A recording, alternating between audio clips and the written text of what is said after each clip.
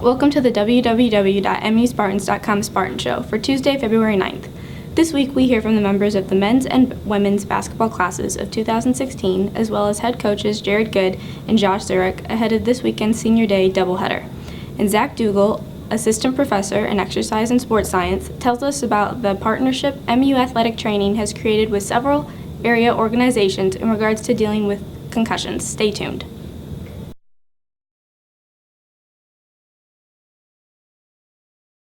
Senior men's basketball players Brady Dolezal, Matt Brown, and Keith Berry now join us. Gentlemen, I know it's probably hard to believe that your final game of your senior year has finally come.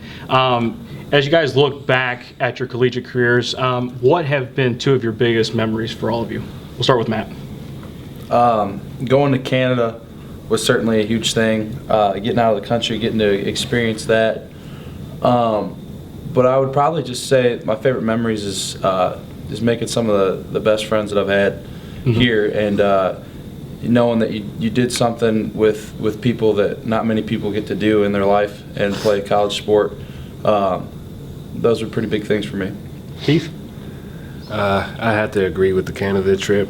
Just getting out the country and seeing a new atmosphere was really enlightening. And another memory was my first practice. I just came to the realization that I had the opportunity to play college basketball, which is a dream of a lot of people, and I got to achieve that. Brady? I would agree with the Canada trip. That was a good time, and then I would probably say beating Mount this year. That was pretty fun. All right, well, congratulations, gentlemen, on making it to your senior years. We wish you the best of luck in the rest of your seasons, and good luck after graduation. Appreciate it.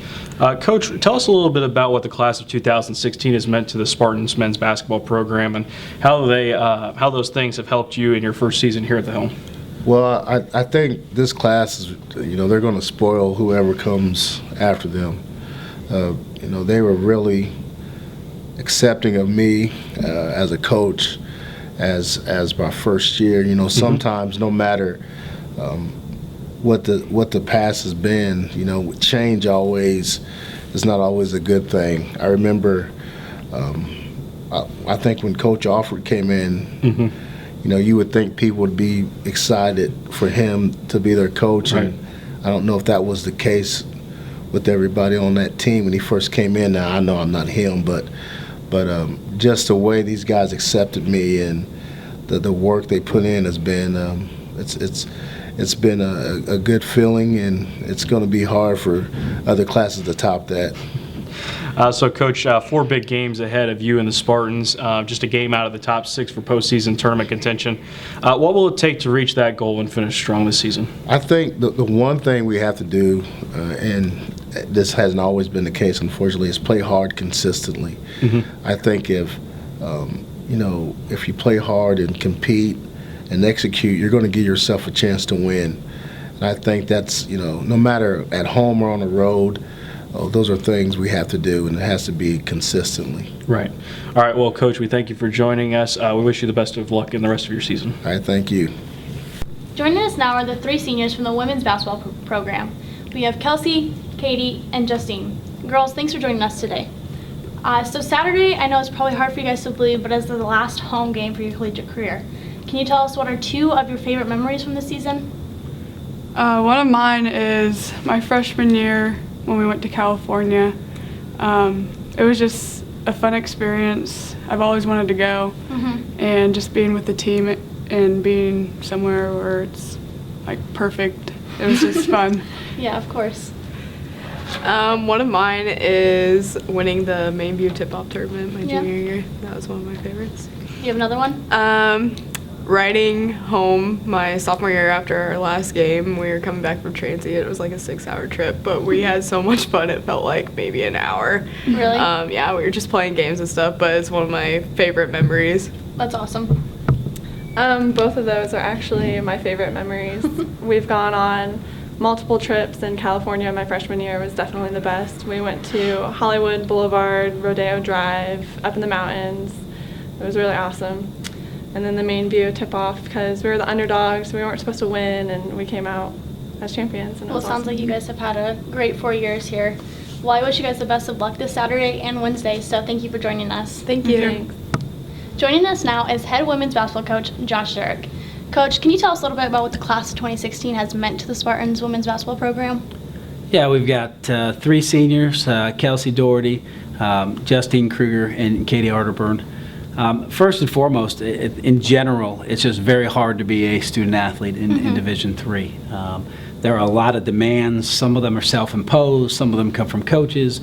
Then you have the academic side, and the professors here are very tough. And so these 3 have all overcome a lot of things, from academics, trying to become better students and learning study habits and chasing down their career goals. 2 out of the 3 of them didn't get to play much as freshmen and had to handle that adversity and figure out how to rededicate themselves to their craft and get better. And for the most part, all 3 of them have really dug deep.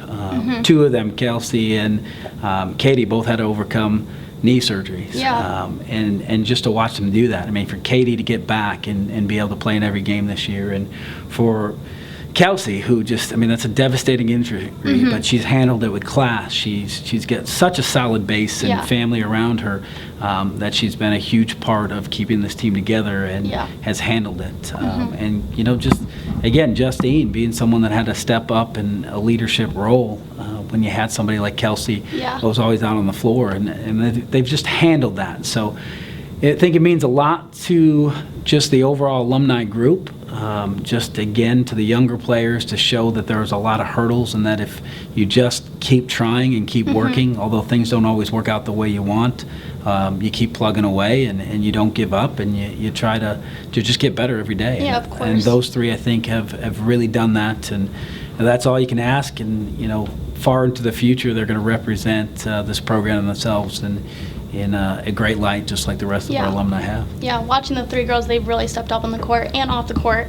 So, Coach, 2 weeks remain in the league in regular seasons. Your team is still part of the conference postseason tournament picture. What are you and your other staff members wanting to see as we make our way down the stretch? I want to see progress. We talk a lot about it, is we have some talent, we have skill. When we play together as a team, they're fun to watch.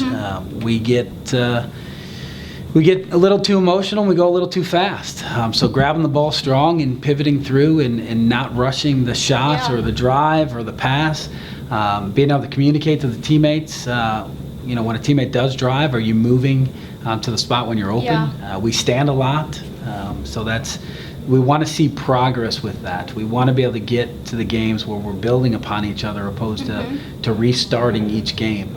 And I know it's hard when you don't get the win. Sometimes the confidence in that struggle it's real. But we're really looking for them just to start trying to take that next step and to limit the turnovers again, and just be physical on the box outs and grab it secure and get the outlets. And they tend not to talk to each other a lot on the court, which they're a great group. They're pretty close.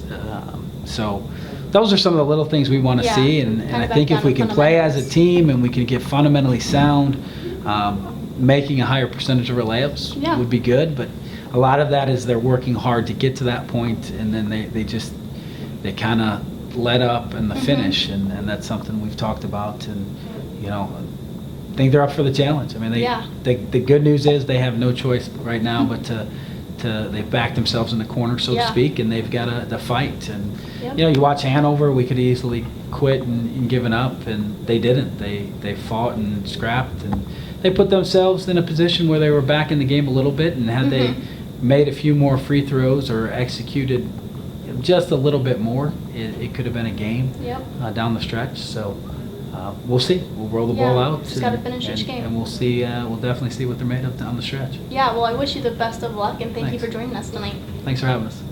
It's now time to introduce our Spartan Show MVP of the week. This week's honoree comes from the track, as sophomore men's sprinter Harrison Hollis added his name to the program's annals last week at the Anderson University Raven Invitational by clocking a 7.15 second effort in the 60-meter dash, a new school record. Congratulations, Harrison.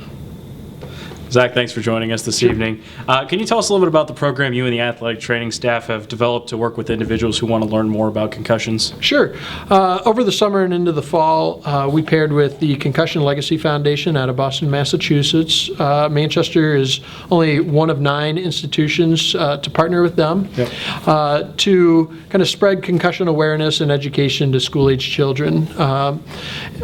4th grade through 12th grade, parents, coaches, administrators, sports rec leagues, and we talk about the signs and symptoms of concussions. We talk about